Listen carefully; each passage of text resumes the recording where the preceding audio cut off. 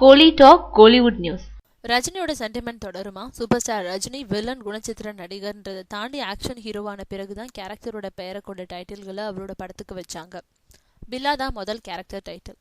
அதுக்கப்புறம் அவர் காளி, ஜானி, ரங்கா, அன்புள்ள ரஜினிகாந்த், சிவா, அண்ணாமலை, பாண்டியன், வீரா, பாக்ஷா, முத்து, அருணாச்சலம், பாபா, சிவாஜி, கோச்சடியான் படங்கள்ல டைட்டில் கேரக்டர்ல நடிச்சாரு. இப்போ லிங்காவிலையும் நடிச்சிட்டு இருக்காரு.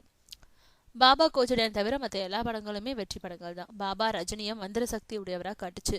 கோச்சடியான் அவரோட அனிமேஷன் உருவத்தை காட்டுச்சு. ரெண்டையும் ரசிகர்கள் ஒத்துக்கொள்ளாததுனால தோல்வி அடைஞ்சுது. லிங்கா இந்த ரெண்டு வகைக்குள்ளும் வராத படம். அதனால வெற்றி உறுதின்றது சினிமா பார்வையாளர்களோட கருத்து. அதே மாதிரி ரஜினி 2 வேடங்கள்ல பில்லா, ஜானி, போக்கிரி ராஜா, 3 முகம், எந்திரன் படங்கள் எல்லாமே வெற்றி பெற்றிருக்கு. லிங்காவிலையும் ரஜினி 2 வேடங்கள்ல நடிக்கிறாருன்றது குறிப்பிடத்தக்கது.